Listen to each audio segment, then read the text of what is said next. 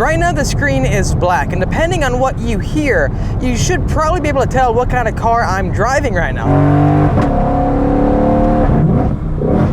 You may be wondering, what am I getting at right now? Well, you can instinctively tell what kind of car somebody is driving based on its sound. Kind of like how you can hear a Lamborghini V10 or a Ferrari V8 from around the block, and you can think to yourself, well, that's got to be an exotic. Same goes for a Mustang and a Mustang V8. So based on what you just heard, hopefully you thought this was a Mustang, because that's exactly what it was. Now listen to this and let me know what kind of car you think it is. What's making this noise? Screen is going black now. What could that be? Well, to keep it short and simple, that was the new Mustang Mach-E 1400, a one-off production-built vehicle to basically show, it's a concept of showing what Ford Performance can do, what their engineering department can put together. This is basically for them to test out new technologies and to make a statement. So looking at this new car, it is based on the Mach-E SUV version of the Mustang, which, looking back on it, I think I made a video a few years back talking about how they might possibly make a four-door Mustang, and I'm really surprised they actually did it. I would have never expected it to turn out the way it did, that being the compact SUV style that it is. Plus seeing that pony badge, right? Would you ever thought you'd see the day? However, it is coming out, and by the looks of it, the Mach-E is going to be a very popular vehicle. I've seen and heard so many people who have reserved their own. Now, unfortunately, some dealerships are charging markups on them, at least that's what I'm told, and I've called around and it seems like that's going to be the case at some dealerships in California. However, that's besides the point. That initial intro I put together was to try to help you visualize what we picture Mustangs as. That being, if I hear a certain V8 growl, I know it's a Mustang. But hearing that, it completely changes everything. Would you have thought, if you heard a high-pitched sound like that, that would be a Mustang Mach-E, a version of a Mustang? But that is going to be the case. We're no longer going to have that V8 growl or even that EcoBoost noise that come out of our modern Mustangs. It's going to be completely gone, that being with this all-new variant, which is going to sell pretty well, probably. Speaking about the Mustang Mach-E 1400, let's watch this video Ford Performance just posted today. The Mustang Mach-E 1400 that's sitting behind me is awesome. It's 1,400 horsepower of just, pure electric power.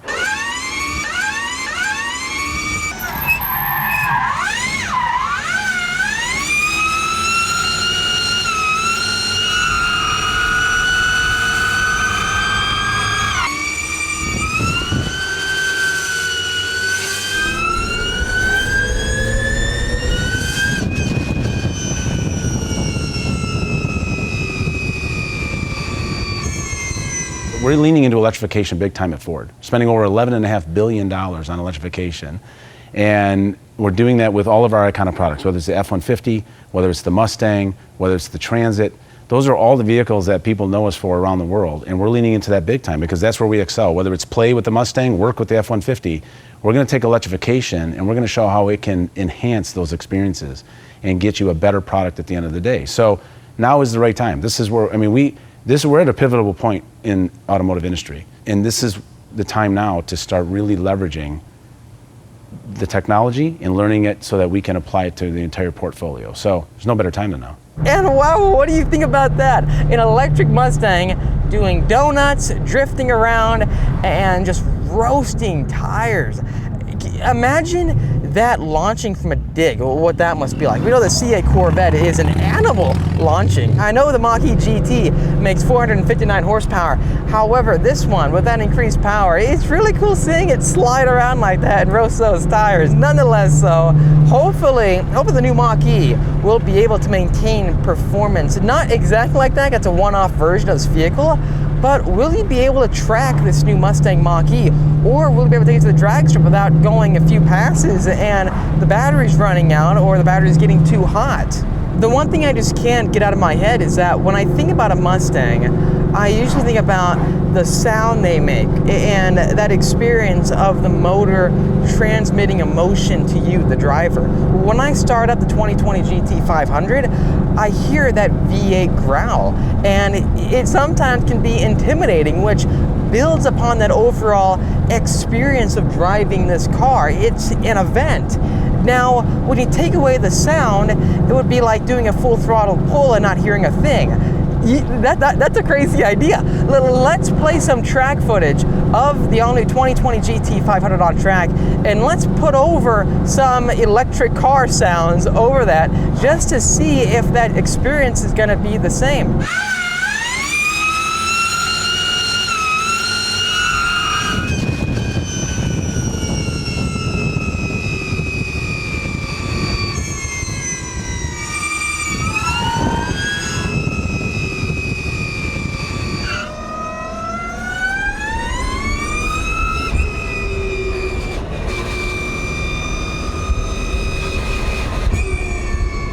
And now let's compare that against a 2020 GT500 actually making its proper noise.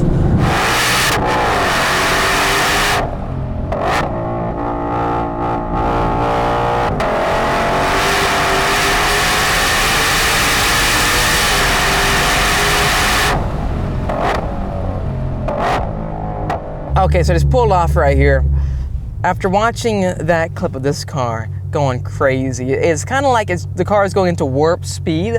It's just unreal. You hear all the intake noises and just everything comes together to make this car insane on the racetrack. Let's play a clip of the R going hammer down as well, just to compare that with a flat plane crankshaft, way getting Ferraris and so forth.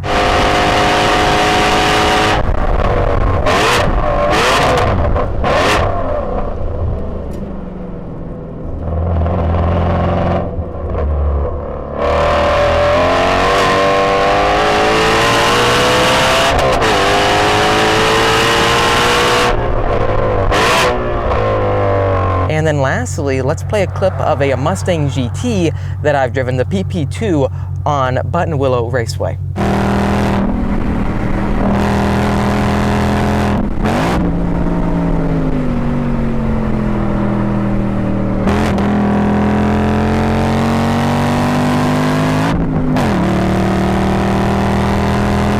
Finally, let's wrap all that together.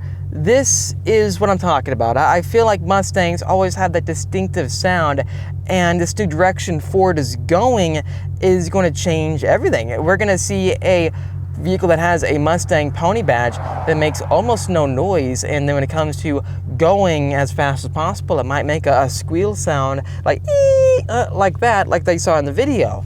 It's going to change everything, the world that we know of Mustang. I really do want to ask all of you, what do you think about it? What are your thoughts?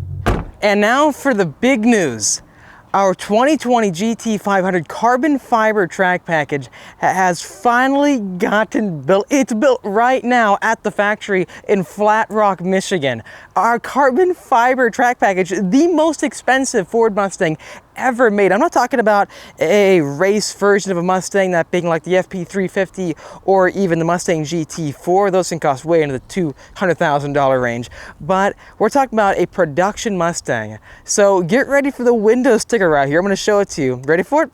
$105,000+ for our track pack. And then once you add in California pricing, that being taxes and then registration fees and so forth, it's going to be around $115,000, maybe close to $120,000 out the door. This is going to be a well into the six figures Ford Mustang that is 100% being bought through the manufacturer suggested retail price.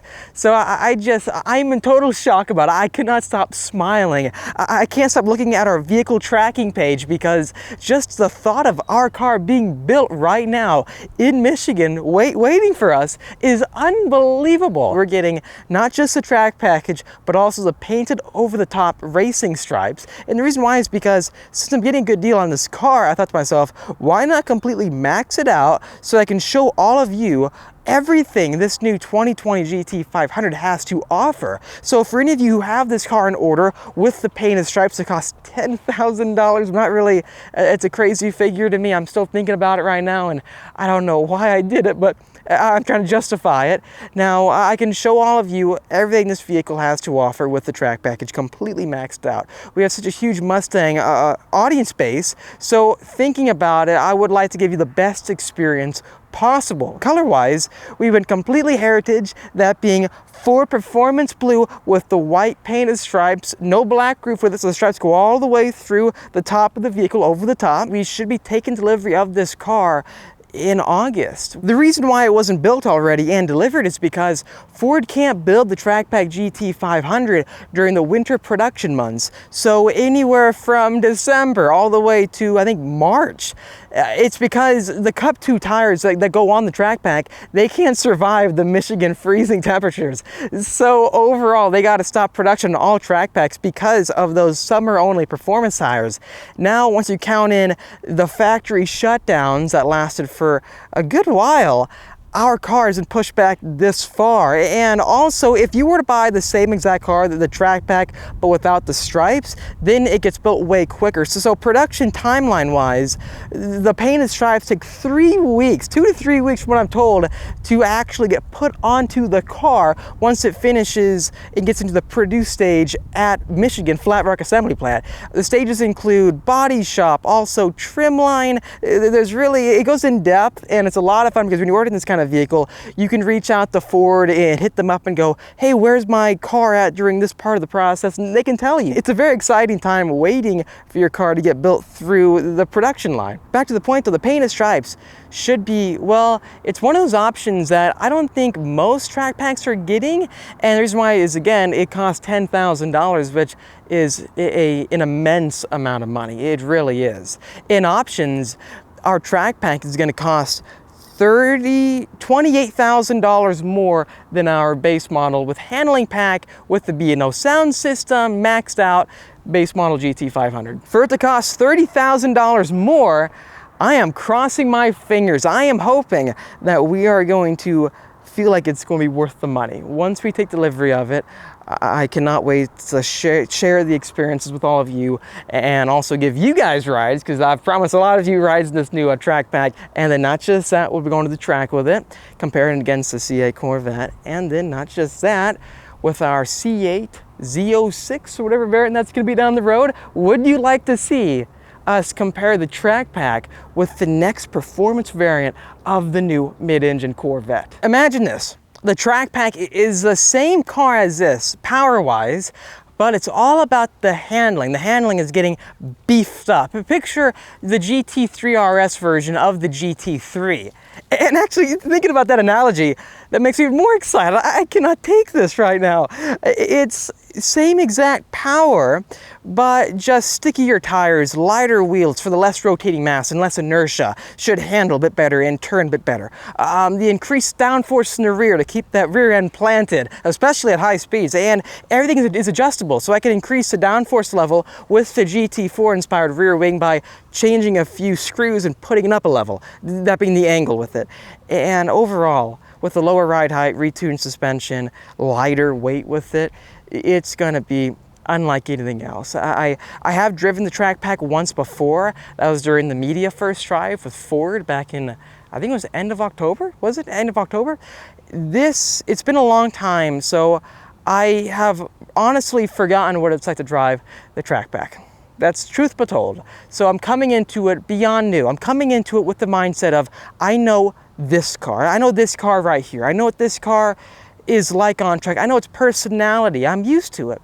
I know what it wants from me. I know what it likes to, do sometimes. Getting the carbon fiber track package should make for very informative content because I'm so used to the base model GT500. I'll be really able to pinpoint and break down what this new track pack is like in comparison with having this car for as long as we have. We got this car in November. It's now almost getting close to a year. Between you and me, it makes me wonder how much faster the track pack is gonna be, because it is the same car itself, but it is all Ford can throw at it to make it handle in the best way possible. All we got to do now is wait for our paint and stripes to finish being put on the car, and we're then done completely. We take delivery of the car. Anyways, thanks for watching this video. If you liked it, make sure to hit that like button. It really does help me out, and subscribe for much more great Shelby videos coming your way. I will see all of you in the next episode.